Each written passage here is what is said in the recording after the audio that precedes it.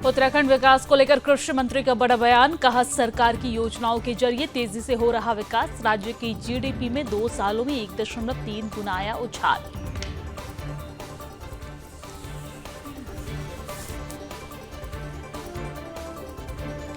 शहरी विकास मंत्री डॉक्टर प्रेमचंद अग्रवाल ने निर्माणाधीन पार्किंग फायर स्टेशन का किया निरीक्षण। डॉक्टर प्रेमचंद अग्रवाल ने अधिकारियों को दिया निर्देश।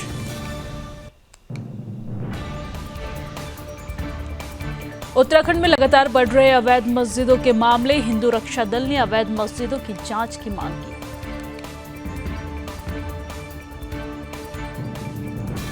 हल्द्वानी में ई रिक्शा चालकों के लिए सख्त निर्देश। हाईवे और स्टेट हाईवे में नहीं चलेगा ई रिक्शा। ई रिक्शा चालकों को वर्दी पहनना जरूरी।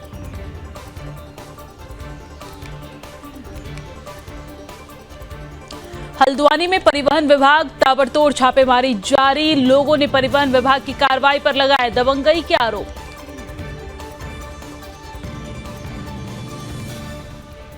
मसूरी में शौचालय को दुरुस्त करने की कवायद शुरू। अधिशासी अधिकारी ने शौचालय का किया निरीक्षण। पंतनगर में गोविंद बल्लभ पंत कृषि कॉलेज में 36वां दीक्षांत समारोह का आयोजन। दीक्षांत समारोह में सीडीएस, राज्यपाल, केंद्रीय मंत्री मौजूद रहे। रुद्रपुर में डॉलिवॉन कंपनी के मजदूरों का अनशन समाप्त। बीजेपी नेता के प्रयास के बाद अनशन समाप्त। बीजेपी नेता ने महिलाओं को जूस पिलाकर अनशन खत्म करवाया। बागेश्वर में दर्दनाक हादसा। मलबे की चपेट में आने से पिता पुत्र की मौत। 3 श्रमिकों की बाल बाल बची जान।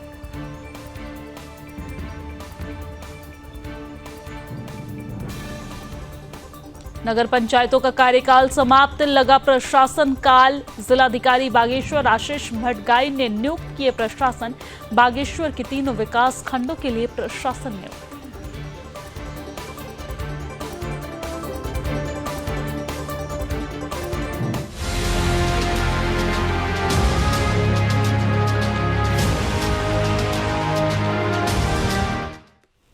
नमस्कार, सुदर्शन न्यूज पर अपना उत्तराखंड देख रहे हैं आप। मैं हूं आपके साथ दिव्या सिंह। बुलेटिन की शुरुआत उत्तराखंड की बड़ी खबर के साथ करेंगे। बड़ी खबर राजधानी देहरादून से सामने आ रही है, जहां पर राजधानी देहरादून को डस्टबिन फ्री बनाए रखने के लिए नगर निगम द्वारा रोजाना घरों से कूड़ा उठाया जा रहा है। वहीं इसको लेकर देहरादून के नगर आयुक्त गौरव कुमार ने कहा है कि जो लोग कूड़ा उठाने के लिए सामान्य शुल्क को देने में आनाकानी कर रहे हैं, वहां पर नगर निगम की टीम भेजकर उन्हें समझाने की कार्रवाई भी की जा रही है। इसके साथ ही उन्होंने ये भी कहा है कि अगर वो शुल्क देने के लिए नहीं मानते तो उन पर नियमानुसार कार्यवाही भी की जाएगी।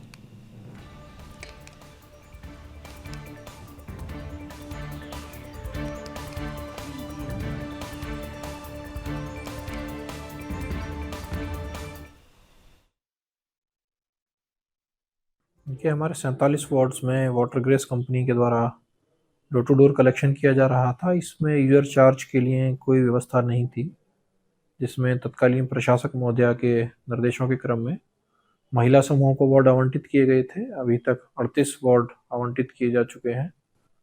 महिलाओं के द्वारा उसमें घर घर जाकर यूजर चार्ज कलेक्शन किया जा रहा है। कुछ वार्ड्स में ऐसा इश्यू आ रहा है कि लोग यूजर चार्ज देने में आनाकानी कर रहे हैं अथवा अभद्रता की जा रही है। ऐसी कई जगह से शिकायतें प्राप्त हुई हैं। अभी हमारे द्वारा उसमें अपनी टीम्स को भेजकर समझाने की कार्रवाई की जा रही है। यदि ये स्थिति जारी रहेगी तो ऐसे हाउस होल्ड्स पर नियमानुसार कार्रवाई भी। और चलिए अब आगे बढ़ते हैं। आज समाज कल्याण विभाग और स्वास्थ्य विभाग के सहयोग से 1 दिवसीय दिव्यांग शिविर का आयोजन प्रताप इंटर कॉलेज मैदान में किया गया। आयोजन को लेकर जिला समाज कल्याण अधिकारी किशन सिंह चौहान ने बताया कि जनपद में यह 5वां कैंप है। इससे पहले माफज, घनसाली, कीर्तिनगर में काफी संख्या में लोगों ने इसमें प्रतिभाग किया। उन्होंने ये भी कहा कि हमारे द्वारा व्हील चेयर स्टिक भी बांटे गए लोगों के बीच।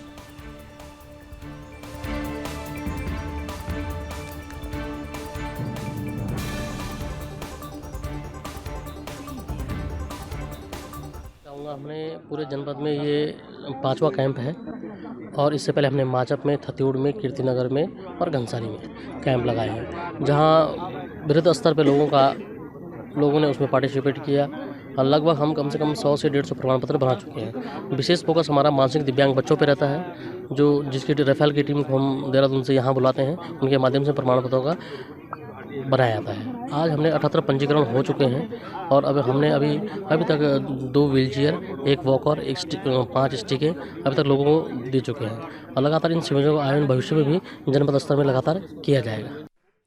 और चलिए अब आगे बढ़ते हुए बात हरिद्वार की करेंगे। हरिद्वार जिले के बहादुराबाद थाना क्षेत्र में हरिद्वार नेशनल हाईवे पर स्थित बडेरी राजपूतान में हाथी की दस्तक से अफरा तफरी मच गई। हालांकि आबादी वाले क्षेत्र में पहली बार हाथी आने से हाथी को देखने के लिए कुछ लोग उत्सुक नजर आए और कई लोग डरकर भागने लगे। वही हाईवे पर कुछ देर तक चहलकदमी करने के बाद हाथी जंगल की ओर चला गया, जिसके बाद हाथी आने की खबर आसपास के क्षेत्र में आग की तरह फैल गई। गांव में हाथी की चर्चा बनी रही और आपको इसकी जानकारी दे दें क्योंकि ऐसा पहली बार हुआ है जब गांव में जंगली हाथी मुख्य रास्ते से होते हुए हाईवे पर पहुंचा है।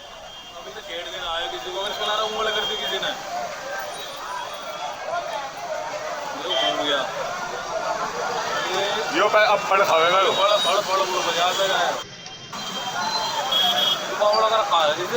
उधर ट्रक आ गया।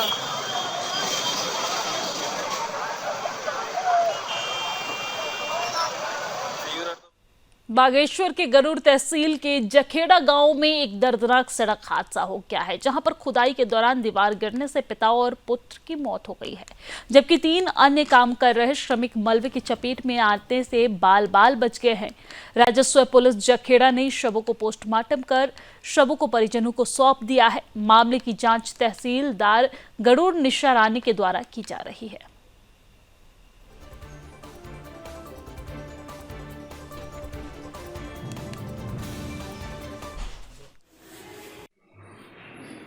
कि जखेड़ा गांव है एक बैगांव कालरो, वहाँ पे कोई प्रेम सिंह लाल सिंह हैं, उनके द्वारा अपने घर के पास में ही कोई गौशाला निर्माण का कार्य किया जा रहा था। उसके चलते उनके घर से लगा हुआ जो एक टीला सा था उसको वो खोद रहे थे। उसको खोदते समय उनका और उनके पुत्र दोनों वहाँ पे खोदते समय उनके ऊपर मलबा उसका गिर गया, जिसके कारण से उनकी वहीं उसमें दबने से मृत्यु हो गई है। उसमें उनके अतिरिक्त वहाँ पे घटनास्थल पे 3 अन्य व्यक्ति थे, जिसमें से गोपाल प्रसाद और विनोद कुमार और पान सिंह, ये 3 अन्य व्यक्ति थे जिनके द्वारा जानकारी दी गई है कि ये वहाँ पे जो टीला था उसको खोद रहे थे और उसको खोदते समय ही उसका मलबा अचानक से इनके ऊपर गिरा और जब इनको जिला अस्पताल बागेश्वर लेकर के गए तो वहाँ पे ये जो 2 व्यक्ति हैं दर्शन सिंह प्रेम सिंह और प्रेम सिंह लाल सिंह, इन दोनों की ये पिता पुत्र की मृत्यु हो गई। और चलिए अब आगे बढ़ते हैं। खबर उधम सिंह नगर के बाजपुर से है, जहां पर कोतवाली अंतर्गत क्षेत्र में पैदल घर जा रही एक महिला को कार ने अपनी चपेट में ले लिया। इस दौरान महिला गंभीर रूप से घायल हो गई है, जिसे आनंद फानंद में लोगों की मदद से उपचार के लिए बाजपुर के सरकारी अस्पताल में भर्ती कराया गया। इस दौरान चिकित्सकों ने महिला को जांच के बाद मृत घोषित कर दिया है और घटना से मृतका के परिजनों में कोहराम मच गया है। वही घटना की सूचना पर मौके पर पहुंचे पुलिस शव को कब्जे में लेकर पोस्टमार्टम के लिए भेज दिया है। फिलहाल पुलिस ने घटना की जांच शुरू कर दी है। अभी हमें सूचना मिली है कि एक महिला है, उसकी दुर्घटना हुई है जिसमें उसकी मृत्यु हो गई है। रामराज रोड के पास टोपा एक जगह है, उसके आसपास बता रहे हैं कि एक कार चालक है जो जा रहे थे और अचानक महिला रोड क्रॉस कर रही थी और उनके सामने आ गई, तो महिला की मौके पे ही मृत्यु हो गई है। अभी पंचायतनामा की कार्रवाई की जा रही है, पीएम की कार्रवाई की जाएगी और जैसे भी तहरीर आ जाएगी उसके हिसाब से सुसंगत। और चलिए आगे बढ़ते हैं। उत्तराखंड में केंद्र और राज्य की योजनाओं के जरिए हो रहे विकास को लेकर कृषि मंत्री गणेश जोशी का बयान सामने आया। कृषि मंत्री गणेश जोशी ने कहा कि उत्तराखंड में केंद्र और राज्य सरकार की योजनाओं के जरिए तेजी से विकास हो रहा है, जिसकी वजह से राज्य की जीडीपी में पिछले 2 साल में 1.3 गुना उछाल आया है। साल 2017 से अब तक प्रदेश में डबल इंजन की सरकार में राज्य का सकल घरेलू उत्पाद तेजी से बढ़ा है और प्रदेश में कृषि, इंफ्रास्ट्रक्चर और उत्पादन क्षमता बेहतर हुई है। उन्होंने ये भी कहा है कि राज्य सरकार ने उत्तराखंड की जीडीपी को अगले 5 सालों में दोगुना करने का लक्ष्य रखा है, जिसके लिए कृषि के क्षेत्र में विशेष तौर पर ध्यान दिया जा रहा है। राज्य के कृषि मंत्री गणेश जोशी का कहना है कि प्रदेश में मौजूदा समय में कृषि भूमि कम हुई है।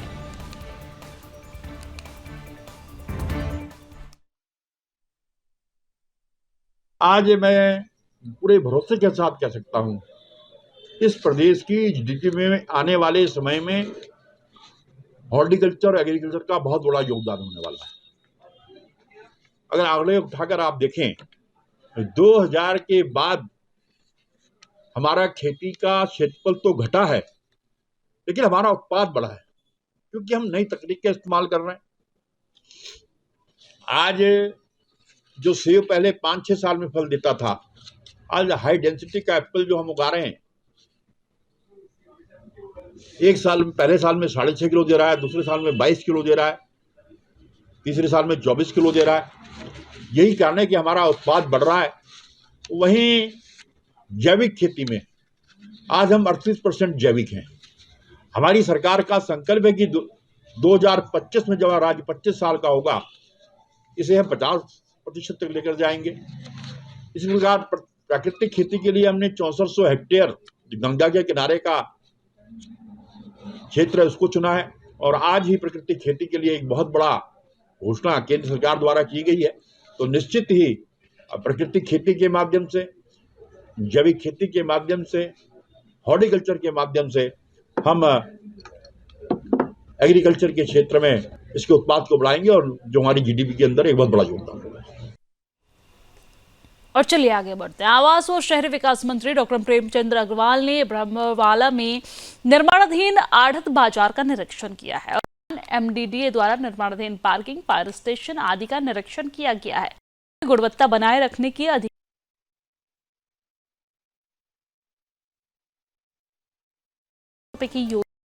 भूमि पर आढ़त बाजार शिफ्ट किया जा रहा है।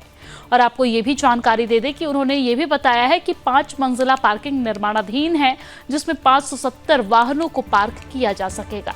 इसके अलावा उन्होंने ये भी बताया है कि आढ़त बाजार में एक मंदिर, धर्मकांटा, एलटी पैनल रूम और साथ ही साथ ठोस अपविष्ट निस्तारण के लिए गार्बेज कलेक्शन का भी प्रावधान किया जा रहा है।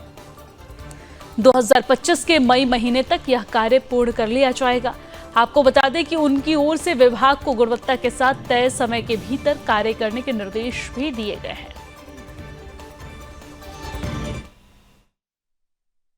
आप जानते हैं जो हमारा आढ़त बाजार इस टाइम जहाँ पे संचालित है, वहाँ चूँकि आढ़त बाजार का मतलब है कि ट्रकों का आना, ट्रकों का जाना, वो माल का लोडिंग और अनलोडिंग, और वो एक ऐसा रास्ता अभी हमारे सामने है कि जिसमें अनेकों बार जाम लगता है।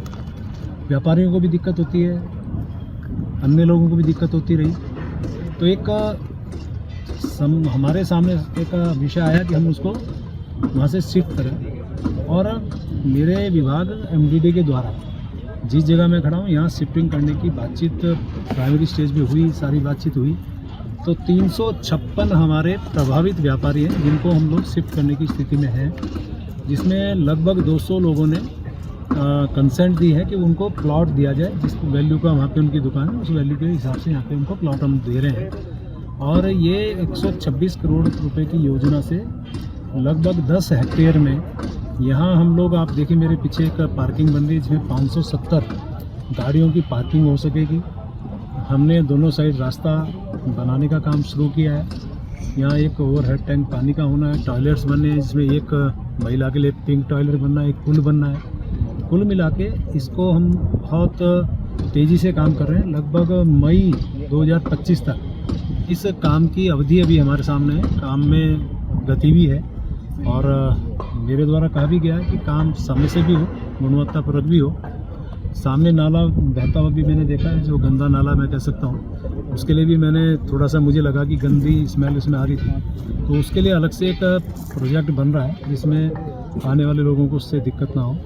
कुल मिला के एक अच्छा कंसेप्ट जो हमारी सरकार का है, वो जब ये बन जाएगा और वो बॉटल नेक जिस प्रकार से वहाँ पे है वो भी ख़त्म होगा, आवागमन और स्मूथली वहाँ से हो सकेगा। और पूरा एक छत के नीचे, यानी कि एक स्थान पे सारे व्यापारी वर्ग जब यहाँ आएंगे उनके लिए भी अच्छा होगा और अच्छे ढंग से वो काम कर सकेंगे। और उम्मीद कर रहा हूँ सही समय पे, सही टाइम पे हमने ये निर्णय लिया और पूरे टाइम पर गुणवत्ता पर ये काम और चलिए अब आगे बढ़ते हैं। देवभूमि उत्तराखंड में लगातार अवैध मस्जिदों के मामले सामने आ रहे हैं। पिछले दिनों उत्तरकाशी, चमोली, पिथौरागढ़ में हुए प्रदर्शन के बाद अब हिंदू रक्षा दल ने कोर्ट में एक याचिका लगाई है। जी हां, हिंदू रक्षा दल के द्वारा कोर्ट में याचिका लगाई गई है, जिसमें उन्होंने प्रदेश में और खास तौर पर देहरादून की कुछ मस्जिदों का जिक्र करते हुए जांच की मांग की है। हिंदू रक्षा दल के प्रदेश अध्यक्ष ललित शर्मा ने देहरादून में प्रेस वार्ता करते हुए कहा है कि शुरुआत हम राजधानी देहरादून से करेंगे अवैध मस्जिदों के लिए, और फिर धीरे धीरे पूरे प्रदेश की अवैध मस्जिदों को हम उजागर करेंगे।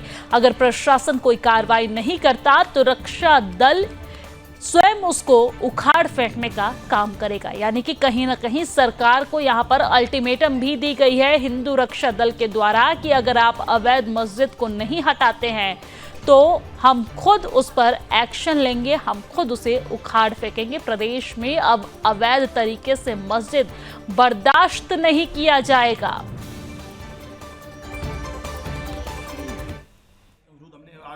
देखिए, आज से 8 से 10 दिन हो गए, हमने एक याचिका डाली थी आरटीआई के विरुद्ध। हमने आरटीआई से सूचना मांगी थी। सूचना में कुछ सूचना विभाग से मैं पूरी नहीं मिल पाई। इसका मतलब कहीं ना कहीं एमडीडीए की ये खामियां है। सूचना ना मिलने का कारण है, सूचना में देरी होने का कारण है, कहीं ना कहीं खामियां है। कुछ जांच हमने कर ली है, कुछ पेपर हमारे पास है, वो जो हम कोर्ट के सम्मुख पेश करेंगे। मगर देहरादून से अवैध मस्जिदें, और देहरादून से हम इसलिए बोल रहे हैं, शुरुआत राजधानी से करेंगे और पूरे उत्तराखंड में हिंदू रक्षा दल उस ताकत से फैलेगा कि पूरे उत्तराखंड में हिंदू रक्षा दल अवैध मस्जिदें और अवैध मज़ारे बिल्कुल भी किसी भी कतई पे बर्दाश्त नहीं करेगा। अगर शासन प्रशासन कार्रवाई नहीं करता तो हिंदू रक्षा दल भी जैसे उत्तरकाशी में वहां एक ऐसा आह्वान करेगा कि इन मस्जिदों को उखाड़ फेंकने का काम करेगा। उत्तराखंड की बात नहीं करता मैं, देहरादून में लगभग 4 से 5 मस्जिदें ऐसी हैं जिनका अभी 2 मस्जिदों का नाम सामने आ चुका है, जिनमें पहले भी आवाज उठाई गई है, मगर कुछ राजनीतिक दबाव के कारण और कुछ लोगों के खाने पीने की वजह से उन मस्जिदों के नाम बैक कर दिए गए थे। आज वहां बड़े रियासी या बड़े होटल खुल चुके हैं, उन पर जल्दी हिंदू रक्षा दल एक बड़ी कार्रवाई करेगा, और कार्रवाई उस तरह की करेगा कि ना तो बैठेगा ना बैठने देगा। उन मस्जिदों को तत्काल में ध्वस्तीकरण का कार्यक्रम हिंदू रक्षा दल करेगा उच्चतम न्यायालय के जरिए। चलिए अब आगे बढ़ते हुए बात हल्द्वानी की कर लेते हैं। हल्द्वानी में प्रशासन और पुलिस ने शहर में संचालित ई रिक्शा यूनियन के पदाधिकारी से वार्ता करते हुए उनको सख्त लहजे में चेतावनी दी है कि 1 दिसंबर से कोई भी ई रिक्शा स्टेट हाईवे और नेशनल हाईवे में नहीं चलाया जाएगा। इसके अलावा सभी ई रिक्शा चालकों को अपने सत्यापन करने आवश्यक होंगे। साथ ही प्रशासन द्वारा निर्धारित की गई वर्दी भी पहचानी गई है। आपको जानकारी दे दें कि प्रशासन के द्वारा कहा गया है कि सभी ई रिक्शा चालकों को और रिक्शा चालकों को, ऑटो चालकों को यहाँ पर वर्दी पहननी पड़ेगी और ये कंपल्सरी है उनके लिए। इसके अलावा सभी ई रिक्शा चालकों को निर्देश दिए गए हैं कि वो समय पर सत्यापन करेंगे और 1 दिसंबर से नियम संगत चलेंगे, अन्यथा प्रशासन रोजाना चेकिंग अभियान चलाकर कार्रवाई करेगी। यानी कि नियम के अनुसार ई रिक्शा चालकों को अब चलना होगा, अन्यथा प्रशासन के द्वारा यहां पर चालानी कार्रवाई भी की जाएगी। यानी कि हल्द्वानी में ई रिक्शा चालकों के लिए सख्त निर्देश लागू किए गए हैं।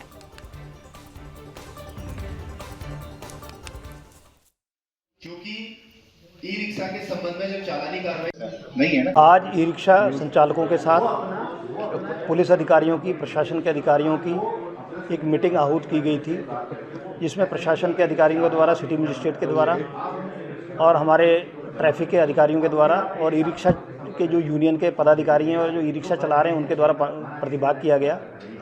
इसमें ये उनको निर्देशित किया गया कि वो नेशनल हाईवे, हमारा Nainital road, Rampur road, Bareilly road और कालाडूंगी रोड पर वो प्रतिबंधित किया गया है उनको, वहाँ पर ई रिक्शा नहीं चल सकते हैं। इसके अलावा इनको 7 दिन का टाइम दिया गया, 1 सप्ताह का, जिसमें ये टीआई साहब के पास अपना एड्रेस, जिनका वेरिफिकेशन हो चुका है 500 ई रिक्शा वालों का, वो अपने वेरिफिकेशन के साथ अपना एड्रेस नोट कराएंगे और उस एड्रेस के अनुसार जो रूट पास में पड़ेगा उस ई रिक्शा चालक को वहाँ का रूट दिया जाएगा। ये 7 दिन में ये लोग हमें पूरी अपनी रिपोर्ट दे देंगे। उसके बाद टीआई साहब हमारे सामने रिपोर्ट प्रस्तुत करेंगे। उस रिपोर्ट के आधार पर फिर हम सारे अधिकारियों के साथ बैठ के मीटिंग करेंगे कि किस पर संख्या ज़्यादा है लोगों के चलने वाली, वहाँ पर ज़्यादा ई रिक्शा दिए जाएंगे, जहाँ पर कम लोग चलने वाले होंगे वहाँ पर कम लोगों को, कम संख्या में ई रिक्शा को अनुमति दी जाएगी। नहीं है ना, लेकिन आप ये सोचिए हमारे यहाँ फ्लाईओवर्स भी नहीं है, उससे अंदर को रोडवेज की। और चलिए अब आगे बढ़ते हैं। हल्द्वानी में परिवहन विभाग ने 19 टीमें बनाकर शहर में ताबड़तोड़ छापेमारी की है। जी हां, इस दौरान दर्जनों गाड़ियों को आरटीओ कार्यालय लाकर उनके खिलाफ कार्रवाई की गई है। लेकिन परिवहन विभाग की ये कार्रवाई लोगों के लिए मुसीबत बन गई है। वाहन चालकों व लोगों ने परिवहन विभाग की कार्रवाई के खिलाफ कई प्रकार के आरोप भी लगाए हैं। कई चालकों का कहना है कि उन्हें घर से बाहर निकलते ही उठा लिया गया है, तो कई चालकों ने कहा है कि उनकी खाली गाड़ी थी, उसके बावजूद उन्हें जबरदस्ती आरटीओ लाकर चालानी कार्रवाई की गई है। आपको यह भी जानकारी दे दें कि वाहन चालकों ने आरटीओ प्रशासन पर दबंगई और उत्पीड़न के सीधे आरोप लगाए हैं।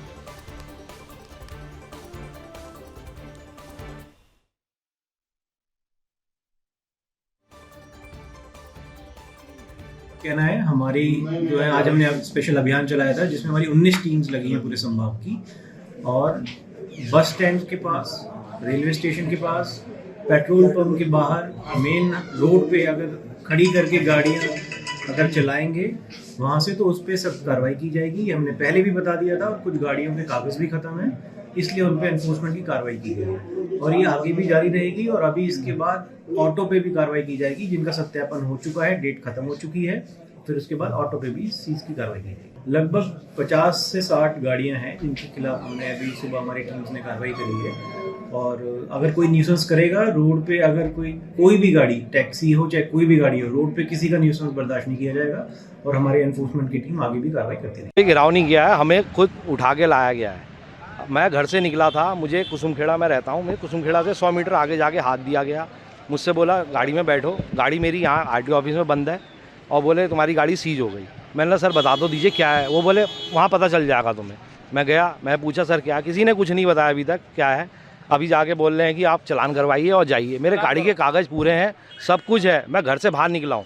मैं घर से बाहर मतलब मुझे उठा दिया गया है, बिल्कुल एक जैसे मैं कोई क्रिमिनल हूँ, कुछ हूँ इस तरीके से। कुछ ऐसा नहीं कि मैं मतलब कुछ मैंने गलत किया हो, मैं चलती रोड में सर, कुछ ऐसा नहीं मैं गलत हूँ। बड़ी सवारियाँ, गाड़ी के कागज़ पूरे हैं, सब कुछ पूरा है। बहुत ज़्यादा उत्पीड़न किया जा रहा है सर। मैं तो अभी सुबह मैं स्टाफ में चलता हूँ, रोज़ अपने ये टीचर लोगों को ही ले जाता हूँ, ड्यूटी जो करते हैं उनको सुबह ले जाता हूँ, शाम को लाता हूँ। और मैं अभी वहाँ पे सवारी भर रहा था तिकोनिया में, एक मैडम का इंतज़ार कर रहा था, मतलब साइड में लगा रखी थी गाड़ी, और मेरे को पकड़ के ले आया है यहाँ पे। और मैडम लोगों को कहा, उनसे कहा दूसरी गाड़ी में जाओ आप। आरटीओ ऑफिस से क्या कह रहे हैं, आप वहाँ आओ और उसके बाद अपनी समस्या बताओ, और उसके बाद जो भी होगा उसके बाद बात करेंगे कह रहे थे। मैं भी पता नहीं चला, मैं घर से ही निकल रहा था जब यहाँ कुसुमखेड़ा चौराहे पर आया, हाथ दिया गया, हाथ ठीक है, आरटीओ साहब ने हाथ दिया, हमने रोक दी थी गाड़ी वहाँ पर। और मैं ये पदमपुरी मेडिकल वाले हैं, वो स्टाफ उसको ले जा रहा था, मतलब कोई सवारियाँ नहीं थी। बोला चलो आरटीओ ऑफिस चलो, और उसके बाद यहाँ 500 का चालान काट दिया। बोला नहीं ये सबको जमा करना पड़ेगा 500, और 500 रुपया जमा करो, और उसके बाद आप अपनी गाड़ी को ले जाओगे। कोई हमें भी पता नहीं चला कि क्यों 500 का चालान आया। दादागिरी चल रही है और कुछ नहीं है। सवारियाँ परेशान, और यहाँ सवारी भर भर के आए हैं, तो बच्चे आए हैं यहाँ जिन गाड़ियों में, वो अभी आरटीओ ऑफिस में खड़े हैं, वो बच्चे भी बड़े परेशान हैं। सर मेरी, मैं जो है बेतनाग को जा रहा था, पैसेंजर मेरी गाड़ी में कोई भी नहीं था सर, और मेरा जो है 6500 रुपये का मेरा चालान काट दिया। पता नहीं सर, अब ये जो है गाड़ी उठा के जो है इधर लेके आए हैं हमारी, 6500 रुपये का इनने जो है हमको दे गए हैं। और चलिए अब आगे बढ़ते। गोविंद बल्लभ पंत कृषि एवं प्रौद्योगिक विश्वविद्यालय पंतनगर में 36वां दीक्षांत समारोह का आयोजन किया गया। दीक्षांत समारोह में सीडीएस राज्यपाल, कृषि मंत्री, उत्तराखंड कैबिनेट मंत्री सहित विश्वविद्यालय के डीन डायरेक्टर मौजूद रहे। सीडीएस अनिल चौहान और कृषि के क्षेत्र में बेहतर काम करने वाले पद्मश्री से सम्मानित प्रेमचंद्र शर्मा को मानद उपाधि से नवाजा गया है, जिसके बाद एक छात्र को कुलाधिपति गोल्ड पदक सहित 11,072 विद्यार्थियों को उपाधि और दीक्षा दी गई है। इसके अलावा कुलपति को 15 स्वर्ण पदक, 12 रजत पदक और 12 कांस्य पदक भी कई विषय में सर्वोत्तम स्नातक को प्रदान किया गया है।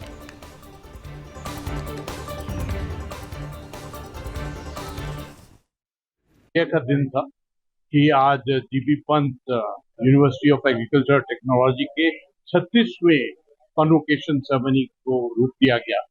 आज के दिन में 1172 छात्रों को डिग्री प्रदान की गई और 81 को मेडल से नवाजा गया।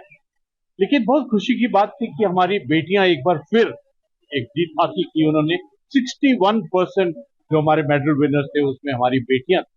आज हम सब ने मिलकर संकल्प लिया कि किस प्रकार से जो फूड सिक्योरिटी के इलाके के अंदर में जीबी पंत अपना एग्रीकल्चर और टेक्नोलॉजी के आधार के ऊपर में एक क्रांति ला सकता है। किस प्रकार सीड्स के ऊपर में, फसलों में, उत्पादन में किस प्रकार से एक नई क्रांति आ सकती है।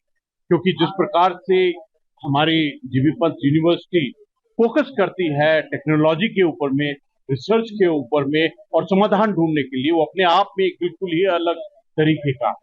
मुझे याद है कि अभी हाल ही में यूनिवर्सिटी ने कई MOU किए हैं और उन्होंने कोई 14 पेटेंट हासिल किए हैं और इसके अलावा बहुत रिसर्च कर रहे हैं। एक खास तौर पर रिसर्च हनी के ऊपर भी की जा रही है, जिससे पता चला कि हमारा आज के दिन का उत्पादन 3000 टन है हनी का और इसमें क्षमता है कि किस प्रकार हम उसको 40,000 टन ला सकते हैं। और चलिए अब आगे बढ़ते हैं। जिला मुख्यालय रुद्रपुर में विगत कई दिनों से डॉल्फिन कंपनी के मजदूरों द्वारा किया जा रहा अनशन बीजेपी नेता के प्रयास से समाप्त हो गया है। जानकारी दे दें कि अनशनकारी महिलाओं को जूस पिलाकर बीजेपी नेता विकास शर्मा ने उनका अनशन खत्म करा दिया है। अनशन समाप्त करने के बाद निर्णय लिया गया है कि डॉल्फिन कंपनी के प्रबंधक से वार्ता के बाद धीरे धीरे सभी कर्मचारियों को काम पर भेज दिए जाएंगे। पहले चरण में सभी महिला मजदूरों और विकलांग मजदूरों की कार्य बहाली की जाएगी और उसके बाद अन्य चरणों में शेष मजदूरों को भी कार्य बहाली के लिए भेजा जाएगा। प्रदेश मंत्री विकास शर्मा ने कहा है कि उत्तराखंड में जहां उद्योग आवश्यक है वहां मजदूरों के हित का संरक्षण भी धामी सरकार के द्वारा किया जाएगा। उन्होंने ये भी बताया है कि पूर्व में भी मुख्यमंत्री पुष्कर सिंह धामी ने बेरोजगार नौजवानों के लिए सिडकुल के अंदर बहुत लड़ाई लड़ी है। और इसी के साथ अपना उत्तराखंड की खबरों में फिलहाल के लिए इतना ही, लेकिन देश और दुनिया की तमाम खबरों के लिए आप देखते रहिए सुदर्शन न्यूज। जय हिंद।